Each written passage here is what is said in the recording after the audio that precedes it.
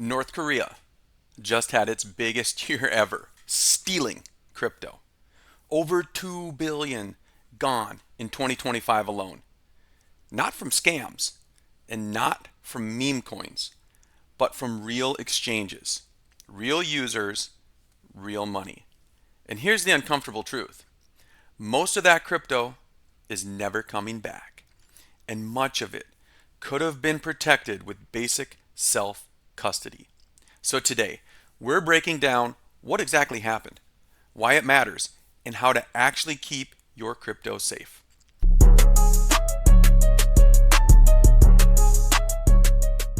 All right, guys, welcome back to Ledger Prime, where we cut through the noise and focus on what actually matters in crypto.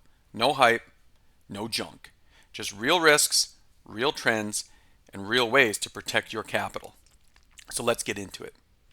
According to new data from Chainalysis, North Korean state-sponsored hackers stole over 2.02 billion in crypto in 2025. Guys, that is up 50% from 2024, and it brings their total crypto theft since 2016 to 6.75 billion. Just let that sink in. This isn't some fringe hacker group. This is a nation state operation, right? What does nation state operation mean? It means the government knows they're doing it. They're sponsoring it. Go steal crypto from US people, right? This is a nation state operation with stolen crypto allegedly funding, right? So why are they stealing it? They don't want to just have massive crypto bags. They are using it to fund nuclear weapons programs, missile programs, military development, right? Chainalysis says crypto's 24/7 global access makes it the perfect target. So while we think 24/7 always on is awesome, it also has its risks, right? 24/7 access to us, 24/7 access to hackers, right? So what was the biggest theft? The biggest heist, the biggest crypto Kim Jong-un sponsored heist was a 1.5 billion hack of the Bybit exchange in February, the largest crypto breach ever. If you're not familiar with it, look up BYBIT, Bybit, the $1.5 billion hack of Bybit. These funds, right, in the hack were split across thousands of wallets. This was sophisticated, very, very, very sophisticated. It bridged multiple blockchains. It washed through DeFi protocols. And once that happens, the recovery of the tokens is basically impossible. So here's the part that most people are going to miss with this story. You'll be like, well, I wasn't affected. I don't care. Right? No. Because this wasn't about bad projects. It wasn't about getting the rug pulled out. It wasn't about altcoin risk. It was about custody risk. Where is your crypto sitting? Because when your crypto sits on an exchange, you don't control the private keys. We've all heard the saying, not your keys, not your crypto. And if you've never heard that, get familiar with it. Not your keys, not your crypto. When your crypto's on an exchange, you don't control the private keys. You need to trust the security of whoever is holding your crypto. Maybe it's Kraken, maybe it's Coinbase, and nothing wrong with these companies, but do you trust them fully? Because if you do, you also inherit the risk that they get attacked. And even the biggest exchanges in the world still get breached. And guys, as adoption grows, we're in the beginning innings. Adoption is going to grow. The targets are going to get bigger. And as the ETFs bring in more money, and as governments push crypto mainstream, the attacks are going to get bigger. The hackers are going to get smarter. And the incentives to do this are going to grow. Crypto is becoming too valuable to ignore, especially for hostile actors like the North Koreans.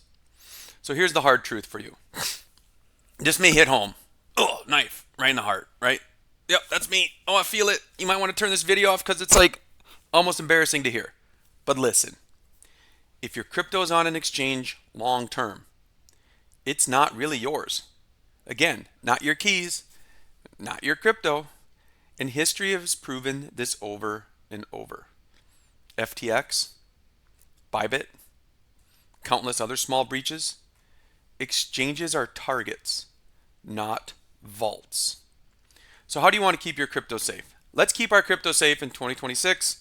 Everybody say, I will keep my crypto safe in 2026. Okay, let's do it. Let's get practical. Cold wallets are non-negotiable. A hardware wallet means your private keys, right? And a private key is what encrypts the messages, encrypts your wallet. Never ever touch the internet. They're stored on a device, just like this. This is my hardware wallet. This is an EliPal hardware wallet. Very easy to use. Get one, right? Get one. Because the keys never touch the internet. It's air gapped. The keys are generated on the device when you set it up, and everything gets encrypted that way and never ever touch the internet. That way, if the exchanges get hacked, it doesn't matter. Your keys and your tokens don't live there. And exchange failures don't matter. Guys, crypto's decentralized.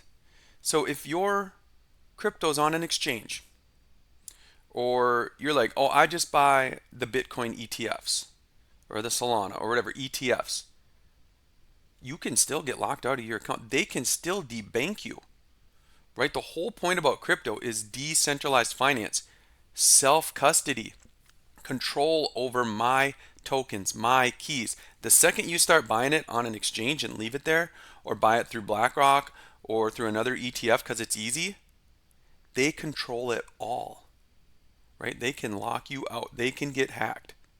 So get your crypto off the exchanges. Cold storage removes the biggest attack vector entirely.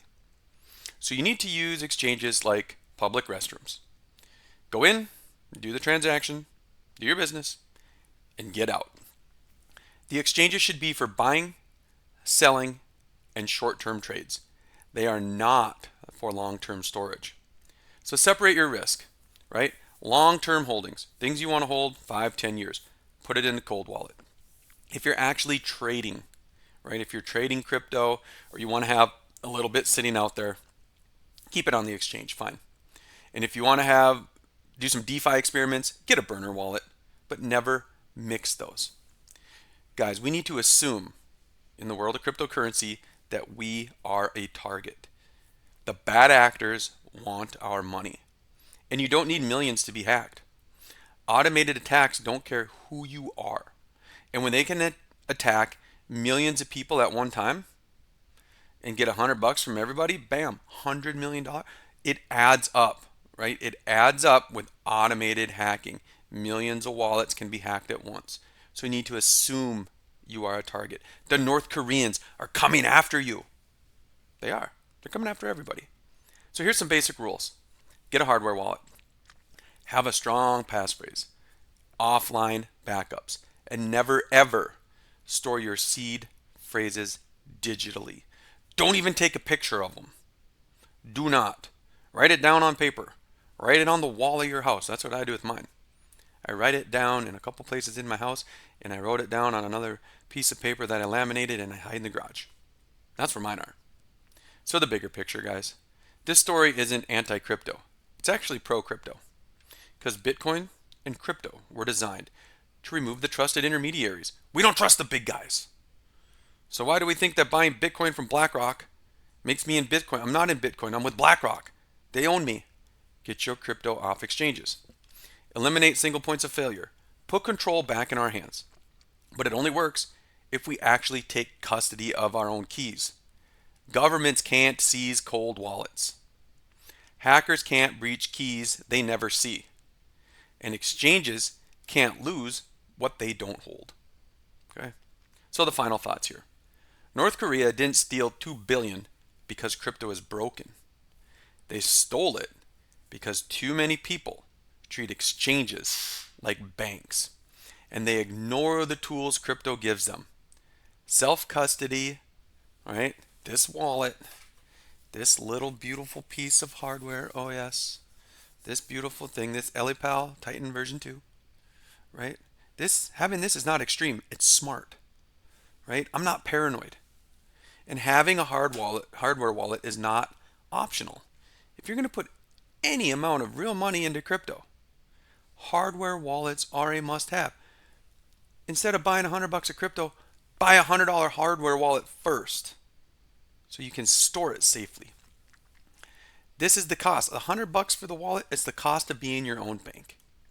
So guys, if this helped you rethink how you store your crypto, hit like, hit subscribe, and share this with someone who still keeps everything on an exchange.